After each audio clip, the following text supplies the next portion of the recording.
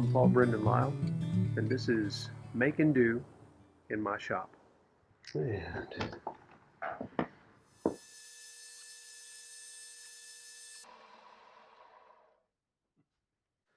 okay, so measure twice, cut once. I don't know why I forgot that principle this time, but it is 4 feet plus 1/4 of an inch.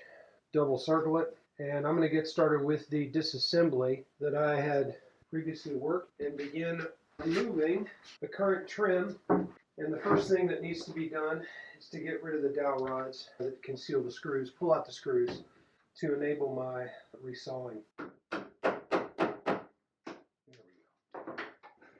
go. A little more streamlined for me.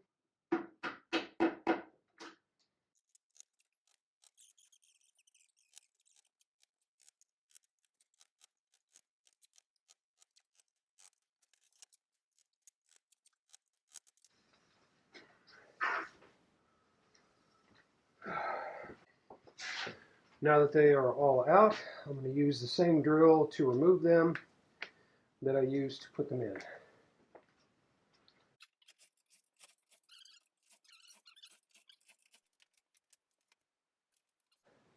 If you can at all, I would highly recommend having elevated electrical outlets. It makes managing your plug-ins, and with a little hook up here for, it's like a hook shelf, keeps your cord out of the way so it's not a huge concern.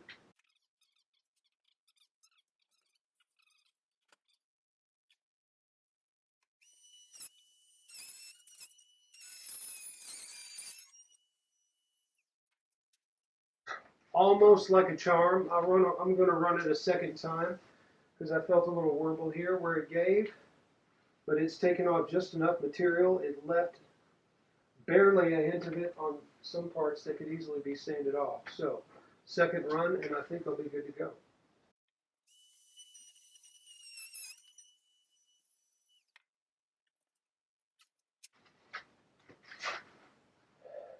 I took a little more material out here, gave into an odd angle, but the top end is straight.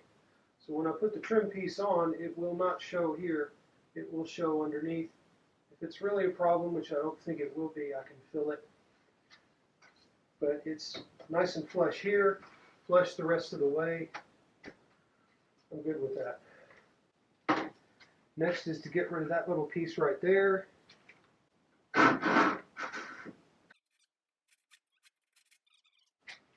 had this blade for more than 5 years, though. It's served its purpose very, very nicely. All right. And now for the other side.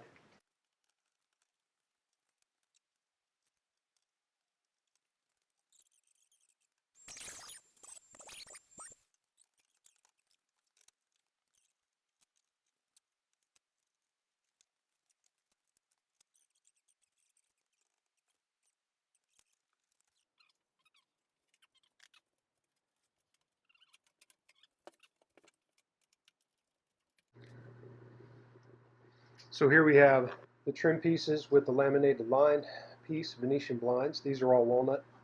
These are the rest of the table that I'd cut off with these nice little decorative pyramids, and along with the extra line of trim that'll give me that 1/4 inch, 4 feet and 1/4 inch. These are each about 1/8. It should do nicely.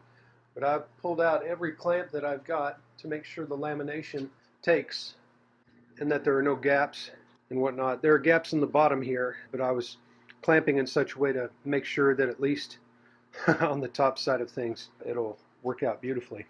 So I'm about to unclamp all this and work on measuring and assembling things, and I'm going to build a couple of elevating jigs on my platform here, along with some very hardwood pieces that I can use C-clamps on the ends to make sure that the end table pieces maintain flushness.